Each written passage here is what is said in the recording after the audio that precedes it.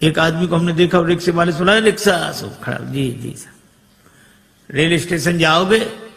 हाँ साहब जाएंगे। तो जाओ, फिर क्यों खड़े हो यहां?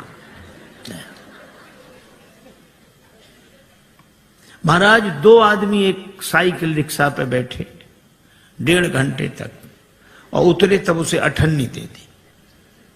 वो बोला बाबूजी कम है। तो क्या बोले कम है, हैं? अपना मकान लिख दे, तुम्हारे नाम जमीन लिख दे, कम है। दूसरा क्या कहते, अरे ये छोटे लोग इनके मुंह मत लगो, चलो।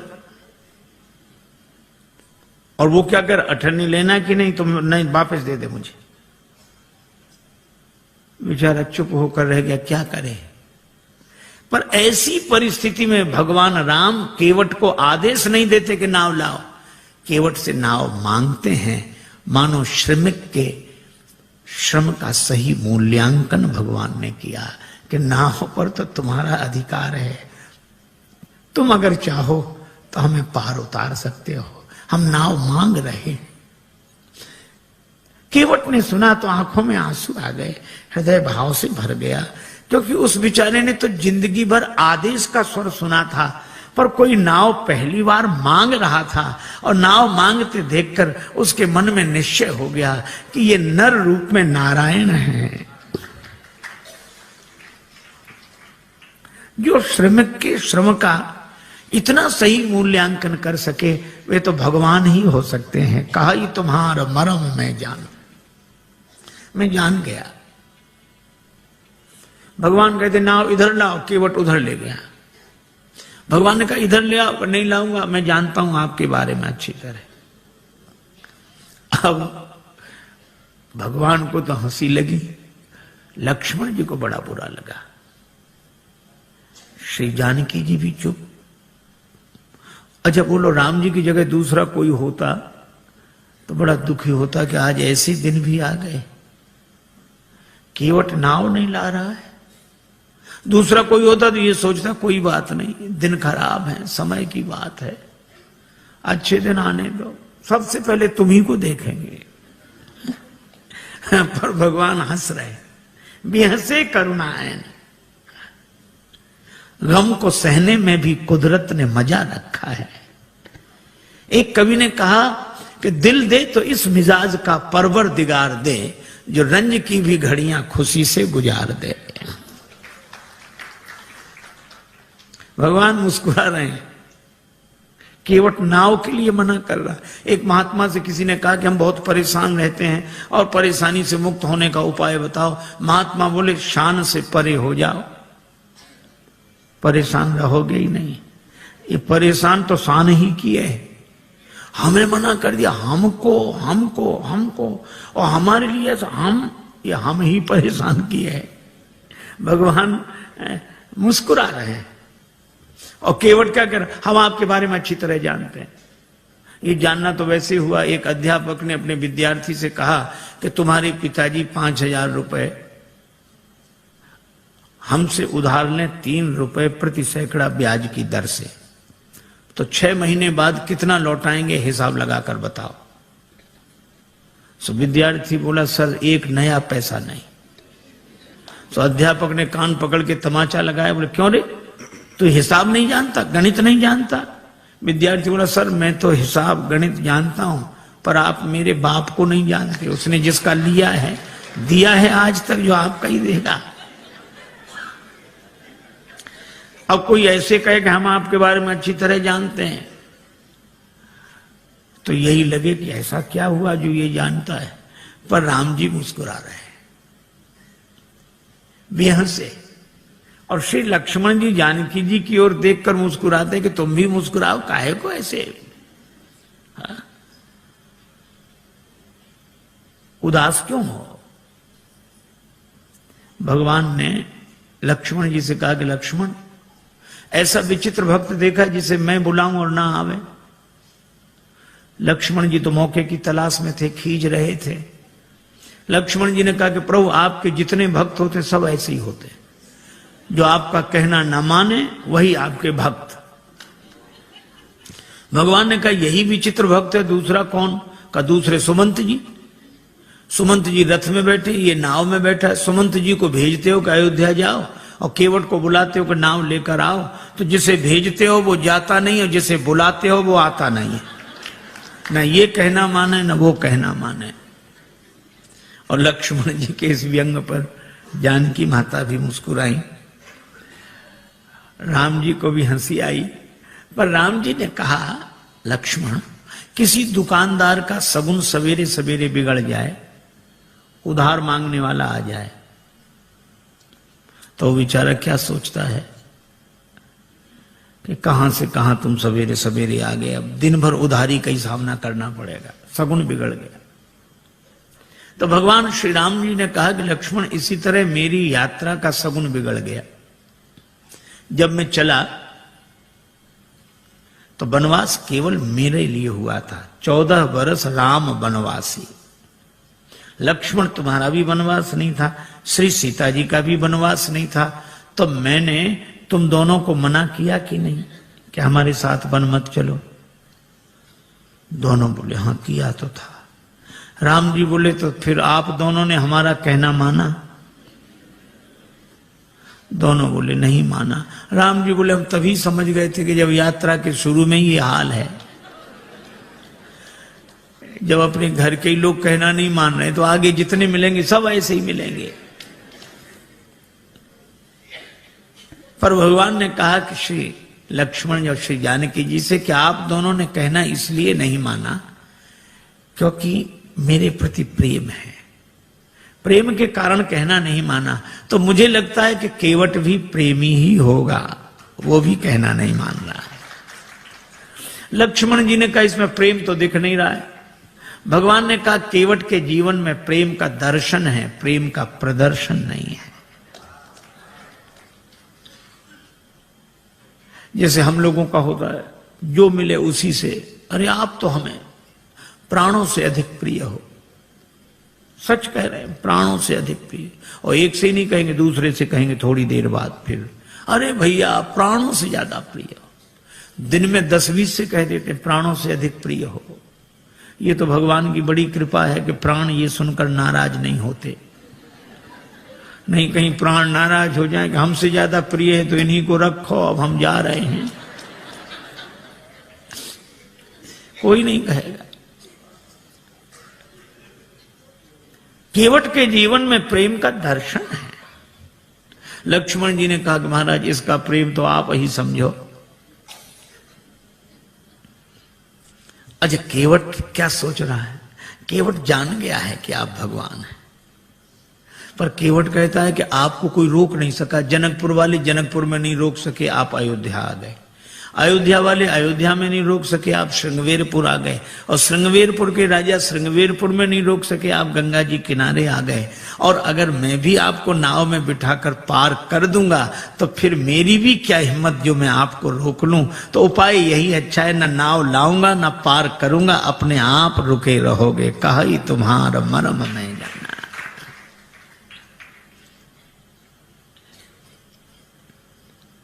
भगवान से कहता है कि प्रभु महाराज आपके चरण कमलों की रज में ऐसा जादू है, मनुष्य बना देने की शक्ति है। शिला को चरण छुला दिया, नारी बन गई। भगवान ने कहा तो शिला तो पत्थर की होती, तुम्हारी नाव कोई पत्थर की है? केवट बोला वाह महाराज, शिला तो देर में बनी होगी, ये तो लकड़ी तो पत्थर से कोमल होती है। पाहन ते बन बाहन काठ को कोमल है, जल खाई रहा है। ये तो और जल्दी बनेगी, पानी में पड़ी हुई लकड़ी और कोमल होगी। भगवान ने कहा क्या उपाय क्या है, क्या चाहते हो? केवट बोला हम क्या चाहते हैं, आप पार जाना चाहते हो कि नहीं? भगवान बोले हमें तो जाना ही। तो फिर ये कहो आप चाहते हो पार जाना? हाँ, तो जो प्रभु पार अवसिगा चाहो, मोहि पद पदुम पखारन कहो। अपने चरण कमल धोने के लिए कहो।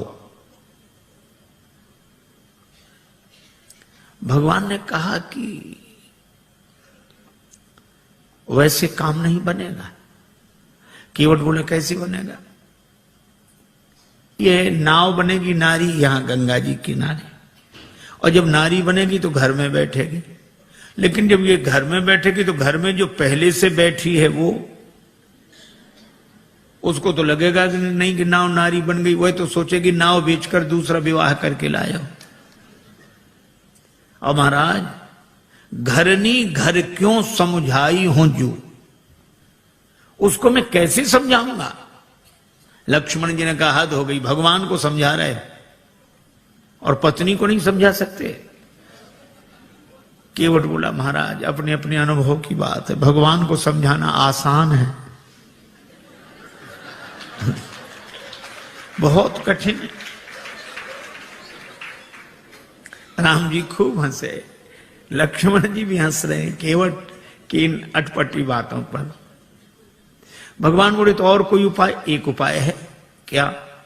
यही घाट ते थोड़िक दूरी है, कटिलों जल था दिखाई हो जो, थोड़ी दूरी पर कमर तक जल है, आराम से निकल जाओ।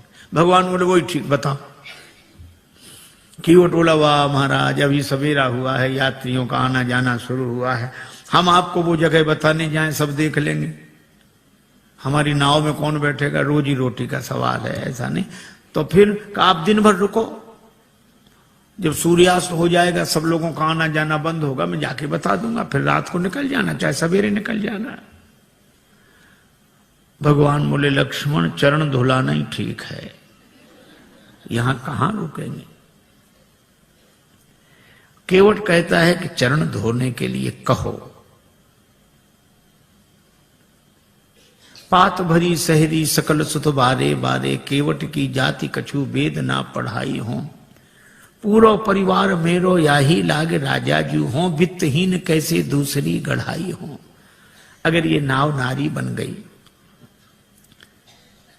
तो फिर यह भी तो सोचो महाराज, कर पूरे परिवार का पालन इसी नाव से होता है, तो परिवार का पालन करने वाला साधन तो चला जाए और घर का एक सदस्य और बढ़ जाए। महाराज कृपा करो आप तो। अच्छा, अब इसमें एक बड़ा तात्विक संकेत है। केवट कहता है कि नाव नारी न बने। हम लोग भी व्यवहार का काम करते हैं, दुकान चलाते हैं, व्यापार करते हैं, पैसा लेते हैं, देते हैं। श्री तुलसीदास जी कहते हैं सब करो, कोई बात नहीं। केवट भी यही करता है, धंधा करता है, यात्रियों को बिठाता है, उस पार ले जाता है, पैसा लेता है। लेकिन इस केवट की सबसे बड़ी विशेषता एक है कि यह नाव तो चलाता है, लेकिन नाव गंगा जी में चलाता है। और गंगा जी क्या है? का राम भक्ति जहां सुरसरी धारा। इसी तरह हम दुकान व्यापार आदि सब करें, लेकिन भक्ति की भाव धारा से जुड़कर करें। यही केवट प्रसंग का संकेत है। भगवान ने कहा अगर तुम्हारी नाव नारी बन गई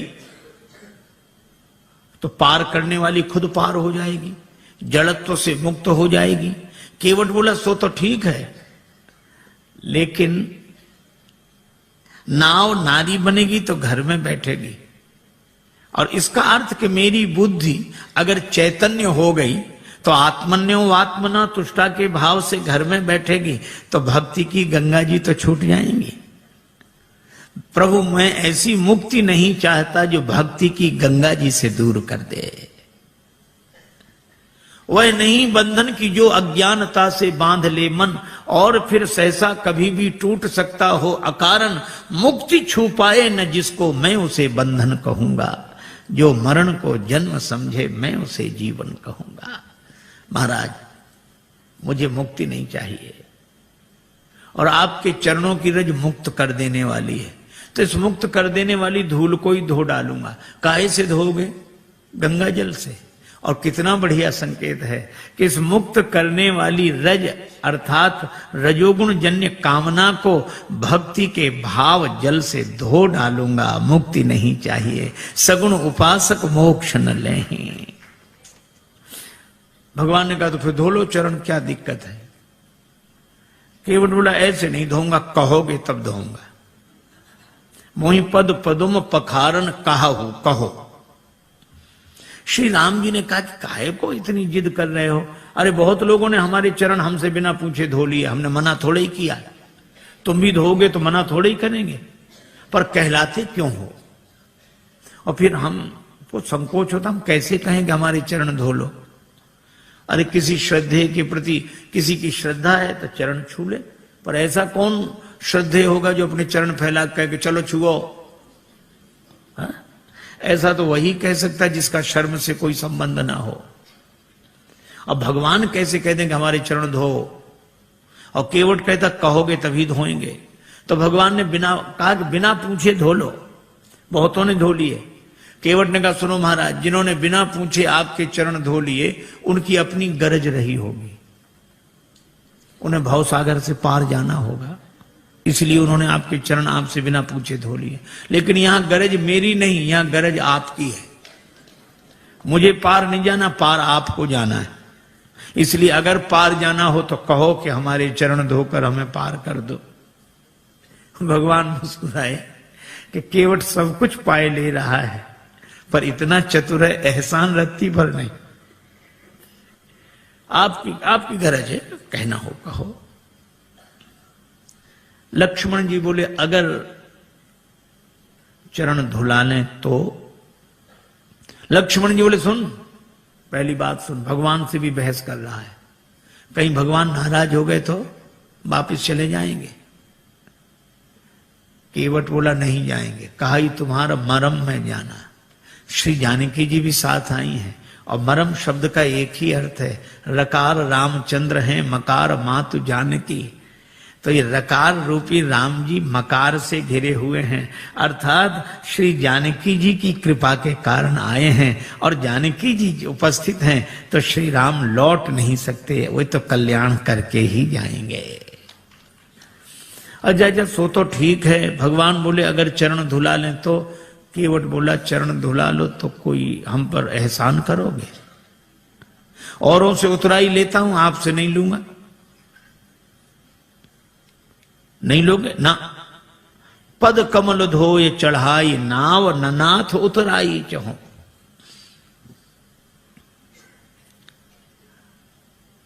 केवट का बेटा खड़ा था, बोले पिताजी ठहरो ठहरो ठहरो, इन्हें नाव में बिठाना ही मत। क्यों? चरण धो लेंगे, फिर क्या कठिनाई है? चरण छुलाने से तो शिला नारी बनी थी। केवट का बेटा बोला इनके हाथों से भी खतरा है। चरण इन्होंने शिला को छुलाए थे, हाथ इन्होंने धनुष को छुलाए थे। छुअत ही टूट पिनाक पुराना। अगर चरण छुलाने से नाव के नारी बनने का डर है तो हाथ छुलाने से नाव धनुष की तरह टूट जाएगी। इनको किसी भी दशा में बिठा लो ही मत ना। लक्ष्मण जी ने सुना कि केवट है सो है, बेटा और गजब। पर केवट बोला नहीं नहीं, चरण धुला लेंगे बस। भगवान से केवट कहता है उतराई नहीं लूंगा। भगवान ने कहा उतराई क्यों नहीं लोगे? केवट बोला आपके पास देने को होगा क्या? बनवासी बने घूम रहे हो, तो जो बात आप बाद में कहोगे तो हम पहले ही कहे दे रहे हैं कि उतराई नहीं लेंगे। अच्छा नहीं लोगे उतराई, इसका प्रमाण क्या है? सबूत क्या है? केवट बोला मोहे राम रावरियान दशरथ शपथ सब सांची कहो। राम जी आपकी सौगंध, महाराज दशरथ की सौगंध, सही सही कह रहा हूं। श्री लक्ष्मण जी को लगा कि भगवान ने शीलवश जितनी ढील इसे दे दी है, अब ये कोई बोलने का ढंग है कि हमारी बात बिल्कुल सही है, आपकी कसम, आपके बाप की कसम। बोलने में तो ऐसे ही लग रहा है, पर केवट ऐसे बोल नहीं रहा था। बोल नहीं रहा था, बोल नहीं पा रहा था। वो कह रहा था मैं आपकी सौगंध ऐसे कर रहा हूं जैसे दशरथ शपथ, भीष्म प्रतिज्ञा, बलिदान, इसी तरह ये शब्द है दशरथ शपथ। दशरथ शपथ की तरह मैं आपकी सौगंध कर रहा हूं। लेकिन बेचारा बोल नहीं पाया। लक्ष्मण जी को लगा कि अच्छा, धनुष पर बाण चढ़ाया, तैयार हो जा मरने के लिए। पर केवट उसी तरह बोला, बाण को देख, हाँ चलाओ चलाओ बाण, मार दो मार दो, मेरा परम सौभाग्य है, मारो तो बाण। लक्ष्मण जी को लगा ये मौत से भी नहीं डरता, तो इसको डराने का उपाय क्या है? तेरा परम सौभाग्य कैसे? केवट बोला, अभी थोड़ा ही पता लगेगा, मर जाऊंगा, फिर जांच होगी, उस जांच में मैं बड़ा सौभाग्यशाली माना जाऊंगा। क्यों? मरूंगा हाथ से किसके, जो श्री रघुवीर का प्यारा है, राम जी के भक्त के हाथों मरूं। और मरूंगा किस जगह? जहां निर्मल गंगा की धारा है, जहां गंगा जी बह रही हो। और मरूंगा सामने किसके? कि जिनका दास होता हूं, राम जी का भक्त हूं, राम जी के सामने मर रहा हूं। और मरूंगा किस खता पर? पांव करुणा निधि के धोता हूं, चरण धो रहा हूं। अगर इन पद पंकजों पर प्राण खो जाएगा केवट, तो मरकर भी जमाने में अमर हो जाएगा केवट। फिर क्यों ऐसा समय श्रीमान जाने दूं, न क्यों जाने की जीवन के सन्मुख जान जाने दूं। तैयार हूं, बाण मारो। सरकार को प्राण न ते प्रिय बंधु, वही मोहे बाण ते मारत है। मरता हूं कहां सुच गंग के तीर, शरीर सो प्राण सिधारत है। समूहे के सु विनीत सुनो, रघुनाथ सो नाथ निहारत है। अपराध यही इस दास का है, प्रभु के पद पद्म पखारत है। लोग यही कहेंगे कि राम जी ने लक्ष्मण जी से कह के उसको मरवा दिया, छोटे भाई से कह के मरवा दिया, राम जी की बदनामी होगी। और राम जी की बदनामी करानी हो तो चलाओ बाण, हमारा तो कुछ नहीं बिगड़ेगा। प्राण तो किसी न किसी दिन जाएंगे, पर ऐसा मौका मिलेगा नहीं। लक्ष्मण जी को लगा कि राम जी की बदनामी कराने थोड़े ही आए हैं, अब क्या करें। तो बाण फिर तूणी में रख लिया। कहने लगे, प्रभु इससे तो आप ही बात करो। पर केवट कह क्या रहा है? जब लगी न पाए पखारी हूं। इतनी देर से केवट क्या कह रहा था?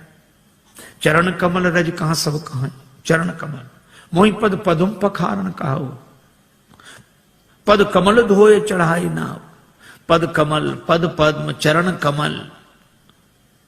और जब लक्ष्मण जी ने बाण चढ़ाया तो वो भी आवेश में बोला, जब लग न पाए पखारी हूं।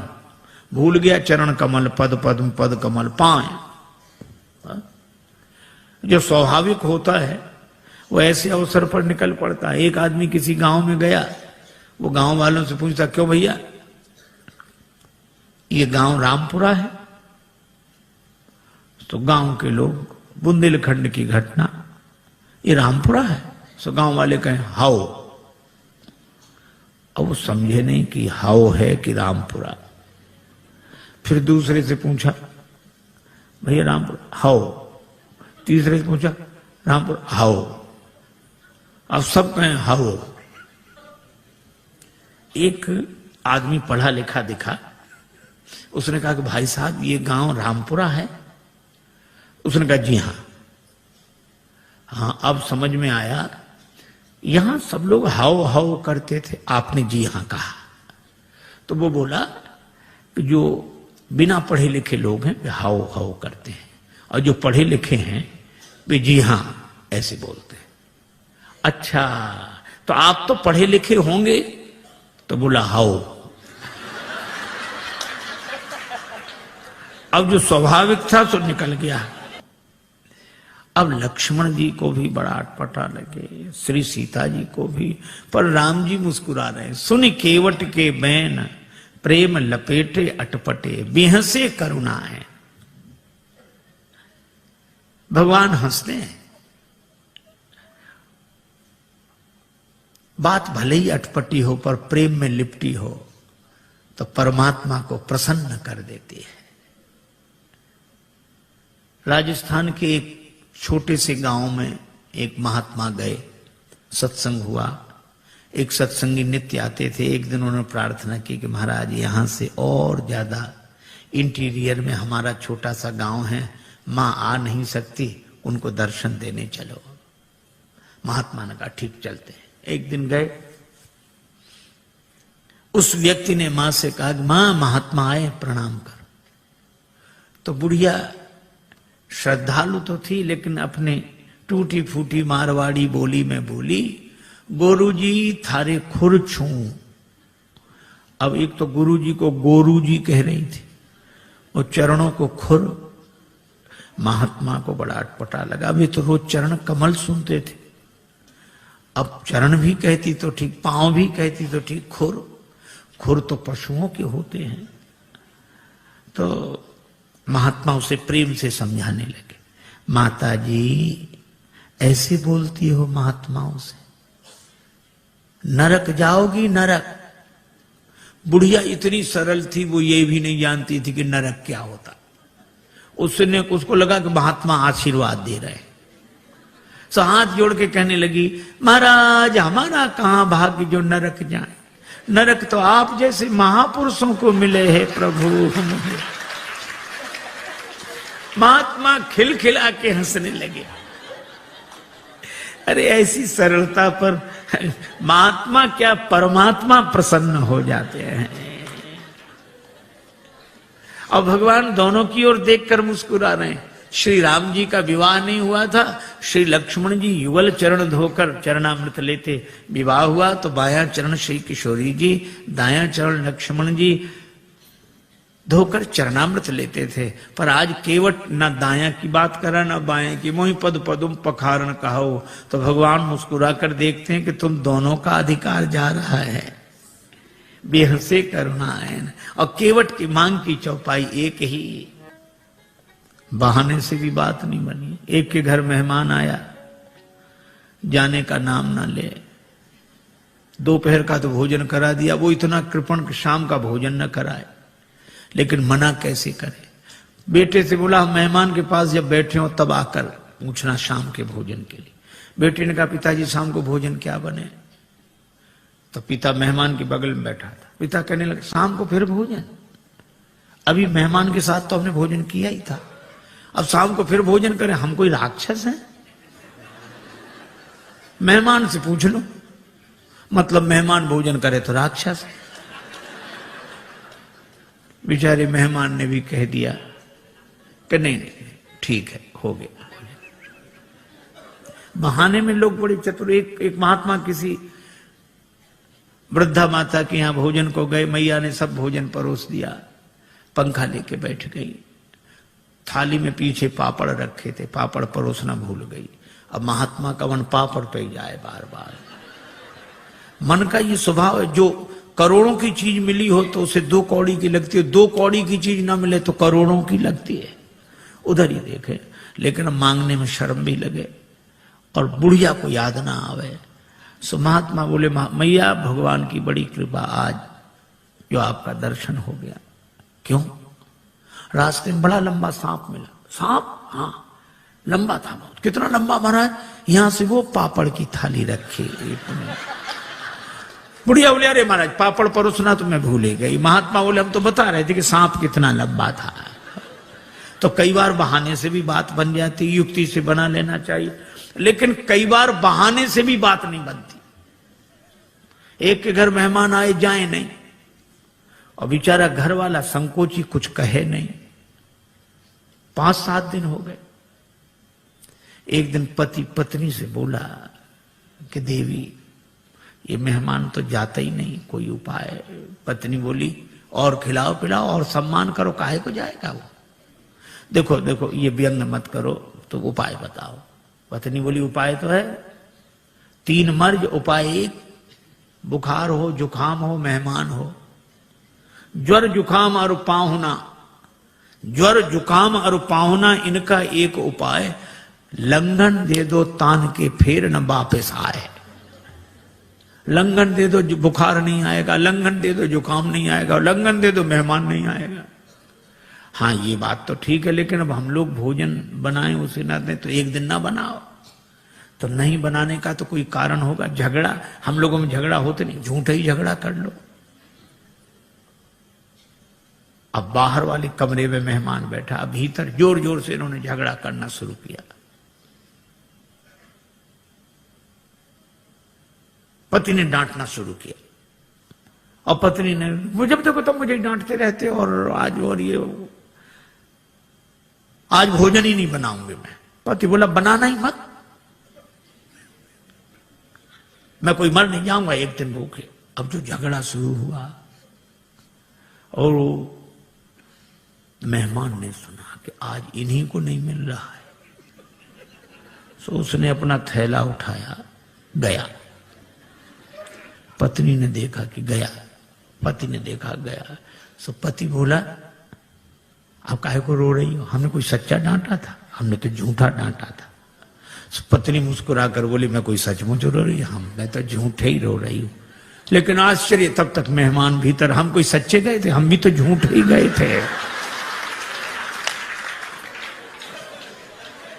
कई बार प्रयास करने पर भी काम नहीं बनता। भगवान ने बड़ा प्रयास किया पर केवट बोला साफ साफ कहो, प्रबंध हो लो। प्रेम पराधीन प्रभु की यह अभय वाणी सुनकर केवट गया, कठौते में जल भर लाया। आहा, उस दृश्य को आप देखें। कठौता एक ओर रख दिया, बाईं हथेली आगे बढ़ाई, श्री राघवेंद्र का दायां चरण रखा और कठौते से जल छोड़ दिया, लगा धोने।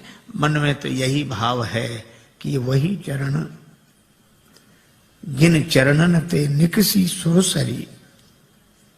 बड़े भाव से चरण धो रहा लेकिन पता नहीं लगने दे रहा। श्री लक्ष्मण जी ने कहा कि अच्छा केवट, बड़े भाव के कारण चरण धो रहे हो? केवट बोला नहीं नहीं सरकार, हम तो नाव के कारण चरण धो रहे हैं, भाव के कारण नहीं।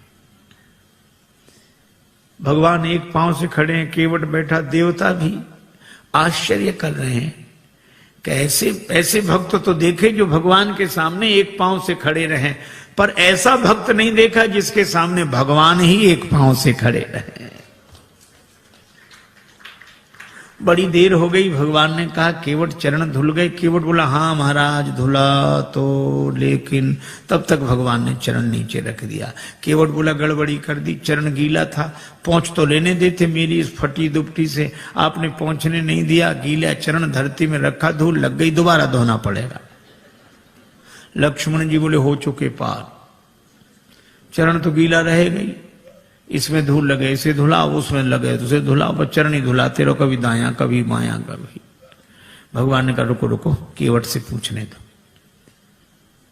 केवट हम कब तक ऐसे ही खड़े रहे? केवट बोला सुनो सरकार, गौतम तीय तारण अधम उदाहरण है, प्रेम से पगों को पखारण मोह दीजिए, और धोए चरण को बिनु पहुंचे धरनी में धरो, लागी रज फेर भ्रम दुगुन ना कीजिए। दोबारा मेरे भ्रम को उत्पन्न न करें। रेखन में जड़े कण केते देख देख धोऊं। भगवान बोले हम एक पांव से कब तक खड़े रहें? आप एक पगते खड़े याते न खीजिए। जिन विचार जो एक ही पांव होता वे भी तो किसी का सहारा लेकर खड़े रहते हैं, वृक्ष का, डाली का, किसी आदमी का, लाठी का। भगवान बोले यहां कोई सहारा हो तो बताओ। केवट बोला है, चाहो अवलंब तो विनीत जू, विलंब बिनु नाथ मेरे माथ पे सो हाथ धर लीजिए। भगवान कहते हैं कि देखो कैसी चतुराई है। लोग कहते हैं हमें सहारा मिल जाएगा अगर हमारे माथे पे हाथ रख दोगे, पर केवट कहता हमें नहीं, अगर आपको सहारा चाहिए तो हमारे माथे पे हाथ रखो। भगवान ने केवट के माथे पर हाथ रखा तो बरस सुमन सुर सकल सिहाही, यही सम पुण्य पुंज को नाही। चरण धुले। भगवान ने कहा भैया चरण तो धुल गए, हाँ तो अब पार करो। केवट बोला अभी नहीं, आपके लिए घाट का नियम थोड़ा ही तोड़ दूंगा। नियम क्या है? जो पहले आते हैं उन्हें पहले पार करता हूं, बाद वालों को बाद में। भगवान ने कहा तो हम ही तो आए यहां पहले, और पहले से कौन है जो पार ना हुआ हो? हमें तो नहीं दिखाई दे रहा। केवट बोला अगर आपको दिखाई पड़ ही गए होते तो पार ही ना हो गए होते। कौन है? हमारे पूर्वज। तो तुम्हारे पूर्वजों का उद्धार कैसे होगा? केवट हाथ जोड़कर बोला जैसे महाराज भागीरथ के पूर्वजों का उद्धार हुआ। महाराज भागीरथ के पूर्वजों के उद्धार के लिए गंगा जी का जन्म ब्रह्मा जी के कमंडल में हुआ, और आज मेरे पूर्वजों के उद्धार के लिए गंगा जी का जन्म मेरे कठौते में हुआ है। पद पखारी जलपान करी, आप सहित परिवार पितर पार करी, प्रभु पुण्य मुदित गए उलई पार। पितरों को पहले पार किया। ये देखो प्रसंग कितना सुंदर संकेत करता है। श्रद्धा से एक शब्द बना है श्राद्ध।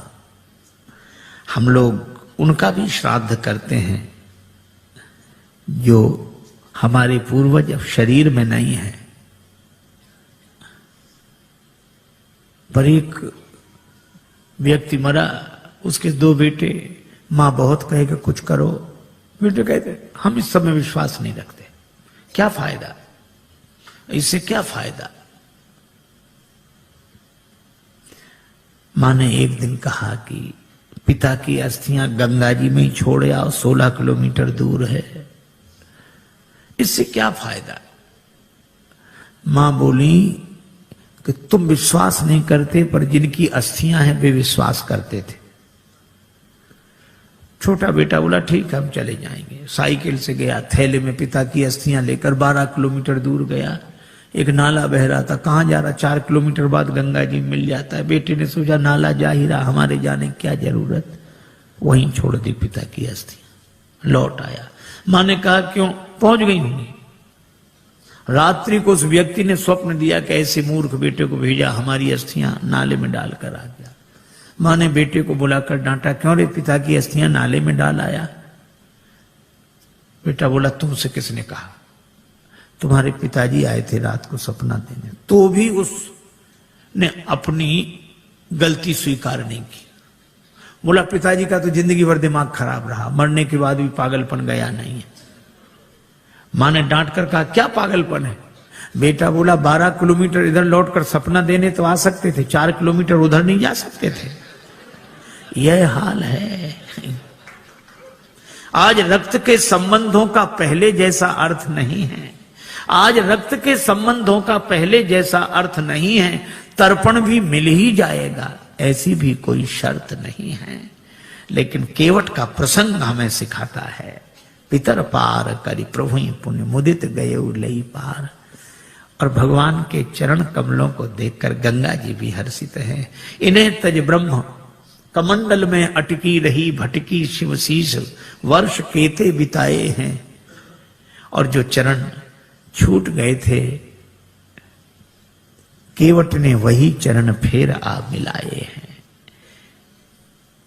केवट ने भगवान को नाव में बिठाया। अब कह रहा है गंगा जी की बालुका में पहले श्री सीता जी, फिर श्री राम जी, फिर निखात राज गुह, फिर श्री लक्ष्मण जी।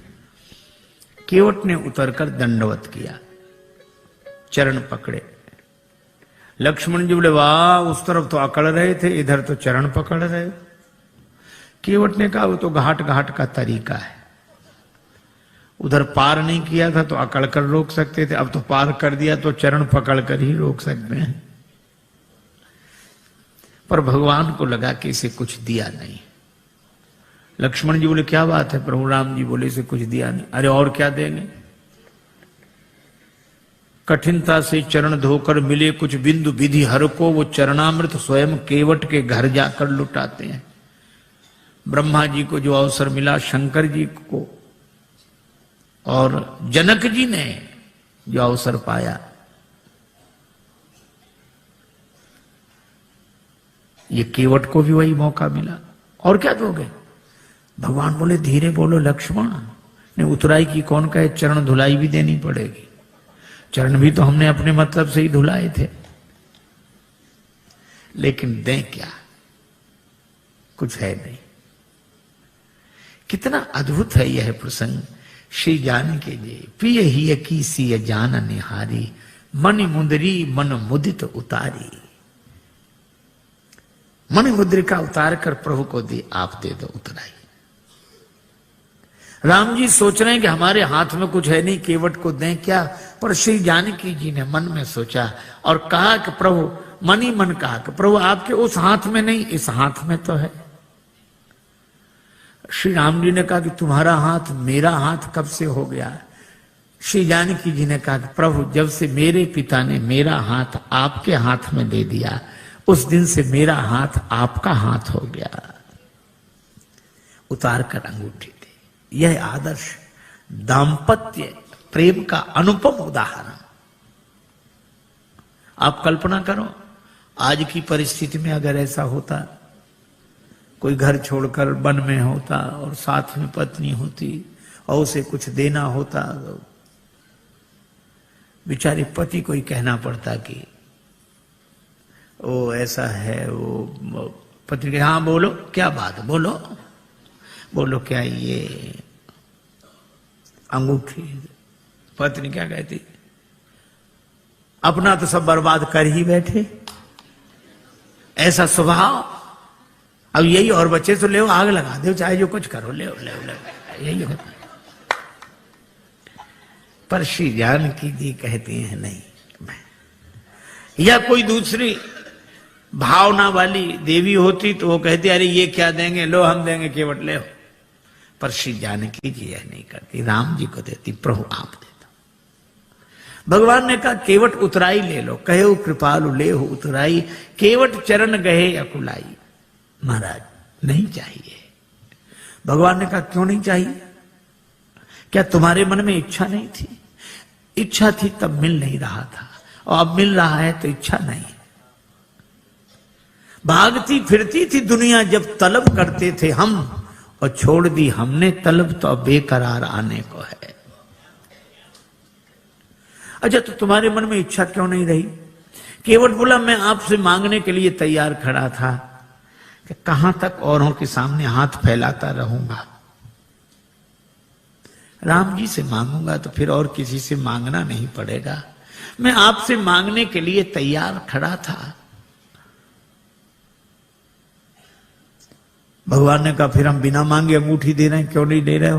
केवट बोला मेरा विचार बदल गया। कहा क्यों? आपने आती नाव मांगी नाव। केवट बोला ये सुनते ही मेरा विचार बदल गया कि जो मुझसे ही मांग रहा हो, अब मैं उससे क्या मांगू? वह तो बहुत बड़ा है जिससे आप कुछ मांगते हो, लेकिन दीन बंधु वह कितना बड़ा है? वह तो बहुत बड़ा है जिसे आप कुछ देते हो, पर वो कितना बड़ा जिससे आप भी कुछ मांगते हो। मांग कर बड़ा बना दिया है, दे दोगे तो छोटा बन जाऊंगा, बड़ा ही रहने दो। नहीं, भगवान ने कहा ये देने लेने की बात क्या, मजदूरी दे रहे हैं हम तो। केवट ने कहा मजदूरी हम उनसे लेते हैं जिन्हें हम पार करते हैं, जिन्हें हम पार करते हैं उनसे मजदूरी लेते हैं।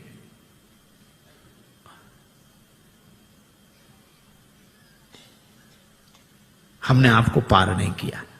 श्री राम जी बोले पार नहीं किया तो हम पार आए कैसे? केवट बोला यही तो हम पूछ रहे हैं, कैसे आए? भगवान बोले नाव से आए। केवट बोला नैया से आए। हाँ, ये नैया किसकी थी? केवट तुम्हारी। केवट बोला यही तो हम कह रहे हैं कि नैया तो हमारी ही पार लगी है, आप पार होने के लिए नहीं आए थे, हमारी नैया पार लगाने के लिए आए थे। आपने चरण रख दिया तो हमारी नैया पार लग गई। उतराई तो हमें देनी चाहिए, दे नहीं सकते तो ले कैसे लें? इसलिए प्रभु नहीं चाहिए। भगवान ने कहा कर ले लो। केवट बोला कि प्रभु वैसे भी नहीं ले सकते, हमारी आपकी बिरादरी एक है, हम लोग सगे भाई हैं। भगवान ने लक्ष्मण जी की तरफ देखा कि सुन रहे। लक्ष्मण जी बोले अभी क्या और मोह लगाओ भाई, पता नहीं क्या क्या बनेगा वो अभी। भगवान ने कहा लक्ष्मण अभी पूछते हैं। केवट से कहा कैसे भाई? केवट ने कहा कि मैं गंगा तट का माझी हूं, तुम भवसागर के केवट हो। मैं इस भव सरिता के तीर में हूं, मैं इस सुरसरी के तीर में हूं, तुम उस भव सरिता के तट हो। आपका भी काम पार करना, मेरा काम भी पार करना। तो मजदूर कहीं मजदूरों से मजदूरी लेते हैं भैया, मल्लाह कहीं मल्लाहों से मल्लाही लेते हैं भैया। भगवान बोले तो हम किसी का कर्ज नहीं रखते। केवट बोला हमारा रख लो। क्यों? चुकाने दोबारा तो आ जाओगे। भगवान बोले हम ना आए तो? केवट बोला हम वसूल करने आ जाएंगे। कहां वसूल करने आओगे? केवट ने कहा अपने को ऋणी समझते हो तो ऋण तुम वहीं चुका देना। मैंने तुमको है पार किया, तुम मुझको पार लगा देना। मैंने पार किया, उतराई नहीं ली। प्रभु आप भी पार कर देना। मेरे पास उतराई देने के लिए क्या होगा? भगवान ने कहा सो तो होगा ही, लेकिन ले लो। केवट बोला आज मुझे क्या नहीं मिल गया? नाथ आज मैं कहा न पावा, मिटे दोष दुख दारिद्र दावा। दोष मिट गया, मेरे पितरों का उद्धार हो गया तो पितृ दोष मिट गया। आप मेरी अटपटी बात सुनकर मुस्कुराने लगे तो मेरा दुख मिट गया, और आपने मुझसे नाव मांगी तो मेरी दरिद्रता मिट गई। सचमुच ये निराले भक्त होते हैं जो कुछ नहीं मानते। श्री बिंदु जी महाराज ने लिखा है, इश्क एक तरफा में यूं मशरूर हो जाऊंगा मैं, श्याम तुम होगे क्षमा काफूर हो जाऊंगा मैं। और मैं अगर मांगू जो तुमसे, मुझको तुम देना न कुछ, वरना फिर प्रेमी नहीं मजदूर हो जाऊंगा मैं अगर देखूं तो देखूं, मैं अगर चाहूं तो चाहूं, तुम ना मुझको चाहना। तुमने अगर चाहा तो फिर मगरूर हो जाऊंगा मैं अगर देखूं तो देखूं, तुम ना मुझको देखना। तुमने अगर देखा तो फिर मशहूर हो जाऊंगा मैं। और मैं अगर तड़पूं तो दृग से बिंदु टपकाना ना तुम, वरना आंखों से तुम्हारे दूर हो जाऊंगा मैं। कुछ नहीं चाहिए, कुछ नहीं चाहिए। लक्ष्मण जी ने कहा कि मैं कहता हूं। लक्ष्मण जी बोले केवट ले ले ले ले उतराई। केवट बोला सरकार में वचन दे चुका था ना नाथ उतराई क्यों। लक्ष्मण जी बोले भगवान को भी वचन का प्रवचन दिए जा रहा है, ले ले उतराई ले ले ले ले। केवट ने हाथ जोड़कर कहा छोटे सरकार, हमारा वचन आपके बाण की तरह नहीं है जो धनुष पर चढ़ तो जाता है और फिर उतर जाता है। लक्ष्मण जी बोले ये वचन कौन सा बाण से कम है, प्रभु आप ही बात करो इससे।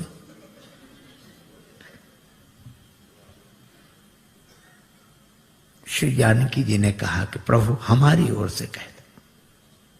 बहुत कीन प्रभु लखन सिय। श्री जानकी जी की ओर से राम जी ने कहा कि केवट उतराई ले लो। श्री किशोरी जी की अंगूठी है उनकी ओर से। अब तो हंसते रहने वाला, हंसाते रहने वाला केवट भावुक हो गया, नेत्र भर आए, हाथ जोड़कर बोला प्रभु मैंने आपको पार बाद में किया है, पहले आपके चरण धोए हैं, और मुझसे पहले भी आपके चरण किसी ने धोए थे, महाराज जनक ने। और महाराज जनक ने आपके चरण धोकर अपनी बेटी जानकी आपको अर्पित कर दी। मैं कैसा चरण धोने वाला जो उसी बेटी की अंगूठी उतराई में ले लूं। मैं दे नहीं सकता तो ले कैसे लूं। केवट के आंसू भर आए और श्री जानकी जी को गंगा जी किनारे भी अपनी मिथिला याद आ गई। भगवान ने कहा केवट तुम कुछ नहीं लेते तो मुझे दे दो। प्रभु आपको क्या दूं?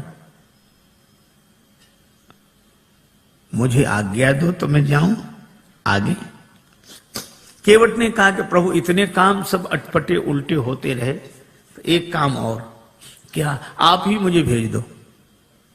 क्यों? ताकि मुझे ये लगे कि भगवान मेरे घाट पर है, कहीं नहीं गए हैं, मैं इसी भाव में डूबा रहूं। और फिरती बारनाथ जो देवा, सो प्रसाद में सिर धरी लेवा। बहुत कीन प्रभु लखन सिय, नहीं कछु केवट ले, विदा कीन करुणा यतन भगति विमल बर दे।